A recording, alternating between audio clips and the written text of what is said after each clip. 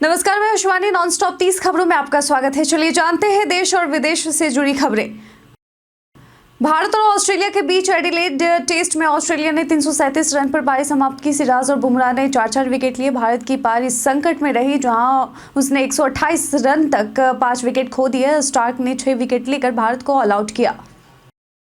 अजित पवार को आयकर विभाग ट्राइब्यूनल से बड़ी राहत मिली है। 2021 में आयकर विभाग ने पवार की 1000 करोड़ रुपए की संपत्ति जब्त की थी, लेकिन ट्राइब्यूनल ने कहा कि कोई बेनामी लेन देन नहीं हुआ था। विभाग की पुनर्विचार याचिका भी खारिज कर दी गई। भारत और चीन सीमा प्रबंधन पर चर्चा के लिए विशेष प्रतिनिधियों की बैठक की तैयारी कर रहे हैं। दोनों देशों के बीच WMCC बैठक में शांति बनाए रखने पर सहमति बनी। सैनिकों की वापसी प्रक्रिया पूरी हो चुकी है और अब तनाव कम करने की दिशा में कदम बढ़ाए जाएंगे। बिहार के मुख्यमंत्री नीतीश कुमार ने गोपालगंज जिले के बैरिया ग्राम में 1 लाख लीटर क्षमता वाले दुग्ध उत्पादन संयंत्र का शिलान्यास किया। उन्होंने अधिकारियों के इस योजना को इस समय सीमा के भीतर पूरा करने का निर्देश दिया। इसके साथ ही उन्होंने पर्यावरण संरक्षण पर भी जोर दिया। बिहार के एक परिवार को गूगल मैप ने कर्नाटक के जंगल में घुसने के लिए रास्ता दिखाया, जहां वे रात के समय फंस गए। नेटवर्क न होने के कारण वो परेशान हो गए, लेकिन पुलिस की मदद से बाहर निकले। इससे पहले बरेली में भी गूगल मैप की गलती के कारण कार नदी में गिर गई थी। सुप्रीम कोर्ट ने छत्तीसगढ़ शराब घोटाला मामले में ईडी द्वारा पूर्व IAS अधिकारी अनिल टुटेजा से रात भर पूछताछ और सुबह गिरफ्तारी पर कड़ी टिप्पणी की। इसे डरावना बताया। कोर्ट ने टुटेजा को याचिका वापस लेने की अनुमति दी, जबकि ईडी ने भविष्य में ऐसी घटनाओं से बचने का आश्वासन दिया। अल्लू अर्जुन की फिल्म पुष्पा 2 के प्रीमियर के दौरान भगदड़ में फैन रेवती की जान चली गई। रेवती ने अपने पति को लीवर का आधा हिस्सा डोनेट किया था। अल्लू अर्जुन ने दुख जताते हुए परिवार को 25 लाख रुपए देने का ऐलान किया। रेवती के पति ने इस त्रासदी पर बात की। भोपाल गैस त्रासदी की 40वीं बरसी पर अमेरिकी संसद ने 3 दिसंबर को राष्ट्रीय रासायनिक आपदा जागरूकता दिवस मनाने का प्रस्ताव पारित किया। प्रस्ताव में डाउ केमिकल और यूनियन कार्बाइड को जिम्मेदार ठहराया गया और गैस पीड़ितों को पर्याप्त मुआवजा देने की मांग की गई। गैस पीड़ितों की न्याय की उम्मीदें फिर से जागी है। रक्षा मंत्री राजनाथ सिंह 8 से 10 दिसंबर के बीच रूस की यात्रा करेंगे, जहां वे मॉस्को में भारत रूस अंतर सरकारी आयोग की बैठक की सह अध्यक्षता करेंगे। इस दौरान वे भारतीय नौसेना के stealth guided missile freight INS Tushil की कमीशनिंग करेंगे और सोवियत सैनिकों की समाधि पर श्रद्धांजलि अर्पित करेंगे। केंद्रीय वित्त मंत्री निर्मला सीतारमण ने 2025-26 के बजट से पहले किसान संघों, कृषि अर्थशास्त्रियों और सूक्ष्म, लघु और मध्यम उद्यमों के प्रतिनिधियों के साथ बैठक की। इसमें कृषि क्षेत्र की चुनौतियां, सुधारों और नीति सुझाव पर चर्चा की गई। जम्मू पुलिस और BSF ने भारत पाकिस्तान सीमा के पास RS पूरा अरनिया सेक्टर में गश्ती अभियान चलाया। इस अभियान का उद्देश्य सुरक्षा तैयारियों को मजबूत करना और रणनीति बिंदुओं की सुरक्षा सुनिश्चित करना था। अधिकारियों ने स्थानीय निवासियों से मुलाकात की और सामुदायिक सुरक्षा में भागीदारी की अपील की। केंद्रीय कैबिनेट ने दिल्ली के बाहरी हिस्से में रिठाला से कुंडली तक मेट्रो विस्तार को मंजूरी दी है। यह परियोजना 26.463 किलोमीटर लंबी होगी, जिसमें 21 मेट्रो स्टेशनों का निर्माण किया जाएगा। सांसद योगेंद्र चंदोलिया ने केंद्र सरकार का धन्यवाद करते हुए इस क्षेत्रीय विकास और सार्वजनिक परिवहन में सुधार बताया। तेलंगाना में चाइल्ड ट्रैफिकिंग से रेस्क्यू किए गए बच्चों को उनके अवैध रूप से गोद लिए माता पिता के साथ भेजने की तैयारी की जा रही है। तेलंगाना हाई कोर्ट के आदेश पर चाइल्ड वेलफेयर कमेटी ने बच्चों और माता पिता के बीच भावनात्मक संबंध जांचने के लिए बॉन्डिंग सेशन आयोजित किया है। हाल ही में दिल्ली में एक रिटायर्ड इंजीनियर साइबर ठगी का शिकार हुआ, जिसमें उसे 10 करोड़ रुपए का नुकसान हुआ। इस घटना से यह स्पष्ट होता है कि साइबर अपराधी अब उच्च शिक्षित और पेशेवर लोगों को भी निशाना बना रहे हैं और कोई भी इस खतरे से सुरक्षित नहीं है। विदेश मंत्री S जयशंकर ने कहा कि भारत बदलाव के दौर से गुजर रहा है, अपनी परंपराओं के प्रति प्रतिबद्ध रहते हुए तकनीक का उपयोग कर रहा है। उन्होंने भारत की वैश्विक भूमिका, उरी और बालाकोट की कार्रवाई और क्वाड के महत्व पर भी चर्चा की।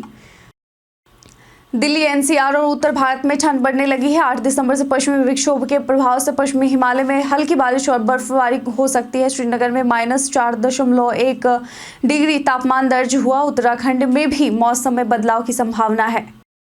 केंद्र सरकार ने देश में 85 केंद्रीय विद्यालय और 28 नवोदय विद्यालय खोलने की घोषणा की है, जिनसे 82,000 छात्रों को शिक्षा प्राप्त होगी। इन विद्यालयों को खोलने पर अगले 8 सालों में 8,000 करोड़ रुपए खर्च होंगे। यह शिक्षा क्षेत्र को बढ़ावा देने की दिशा में अहम कदम होगा।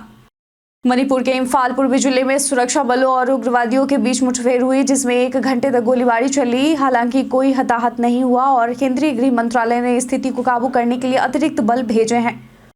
भारत ने पाकिस्तान से मसूद अजहर के खिलाफ कठोर कार्रवाई की मांग की।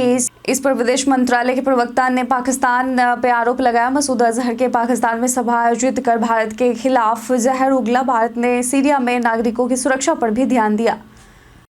बीएसएफ ने भारत पाक सीमा पर घुसपैठ रोकने और ड्रोन को नष्ट करने के लिए नई तकनीक का इस्तेमाल शुरू किया है। ग्राउंड पेनेट्रेटिंग रडार और एंटी ड्रोन सिस्टम से सुरक्षा मजबूत की जा रही है। बीएसएफ ने 2024 में पाकिस्तान से सबसे ज्यादा ड्रोन पकड़े हैं। पटना में मेट्रो निर्माण तेजी से जारी है और मुख्यमंत्री नीतीश कुमार की योजना के तहत 15 अगस्त 2025 तक पहली मेट्रो ट्रेन चलने की संभावना है। इसके लिए 400 करोड़ रुपए की मंजूरी दी गई है, जिससे ट्रैक बिछाने और ट्रेन सेट खरीदने का काम शुरू हो चुका है। आमिर खान की अपकमिंग फिल्म सितारे जमीन पर का सीक्वल है, लेकिन नए कैरेक्टर्स और प्लॉट के साथ होगा। फिल्म में मल्टीपल इंटेलिजेंस की चुनौतियों को दिखाया गया है। यह फिल्म 2025 के मध्य में रिलीज हो सकती है। दूसरे टेस्ट के दूसरे दिन भारत और ऑस्ट्रेलिया के बीच मैच में रविचंद्रन अश्विन ने मिचेल मार्श का विकेट लिया। अश्विन की गेंद पर मार्श ने कैच लिया, लेकिन वह अपील करने में ज्यादा रुचि नहीं दिखाए। फिर भी अंपायर ने उन्हें आउट दिया।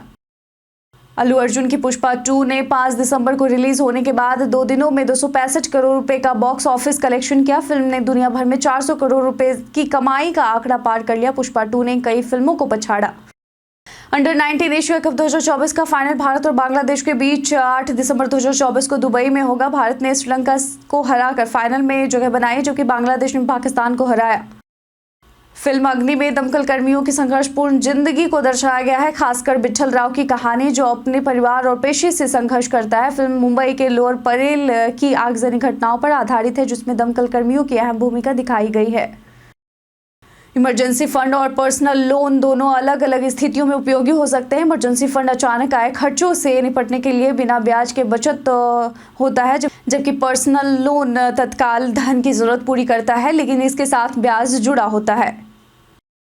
इन्वेंटूरस नॉलेज सॉल्यूशंस का आईपीओ 12 दिसंबर से 16 दिसंबर तक खुलने जा रहा है। यह आईपीओ पूरी तरह से बिक्री के प्रस्ताव के रूप में 1.88 करोड़ शेयरों की पेशकश करेगा। आईपीओ का शेयर अलॉटमेंट 17 दिसंबर को होगा और लिस्टिंग 19 दिसंबर को होगी। मार्क मोबियस ने भारत की आर्थिक वृद्धि पर भरोसा जताया और अगले 12 से 18 महीनों में 20% रिटर्न की उम्मीद जताई। उन्होंने कहा कि भारत चीन से बेहतर प्रदर्शन करेगा। विनिर्माण में बदलाव और तकनीकी कंपनियों के विकास के कारण भारत का भविष्य उज्जवल है। वित्त मंत्री निर्मला सीतारमण ने बजट से पहले किसानों और कृषि हितधारकों के साथ बैठक की, जिसमें किसानों ने सस्ता ऋण, कम कर और पीएम किसान सहायता दोगुना करने की मांग की। इसके अलावा एमएसपी तंत्र की समीक्षा और कृषि पर लक्षित निवेश की भी आवश्यकता जताई गई। बीते दिन हमारे द्वारा पूछे गए सवाल का आप लोगों में से बहुत लोगों ने अपना जवाब में कमेंट सेक्शन में लिख कर दिया था। जिन्होंने पूछे गए सवाल का जवाब दिया है उनके नाम है राकेश मिश्रा, संजीव कुमार, मोहम्मद शाकिर हुसैन, अमरजीत यादव, ओमकार सिंह। इसके साथ ही बढ़ते हैं आज के सवाल की ओर। आज का सवाल है, क्या आपको लगता है कि सरकार को किसानों के लिए सस्ता दीर्घकालिक ऋण प्रदान करना चाहिए? अपना जवाब में कमेंट सेक्शन में लिखकर जरूर बताइएगा। आज के बुलेटिन में बस इतना ही। धन्यवाद।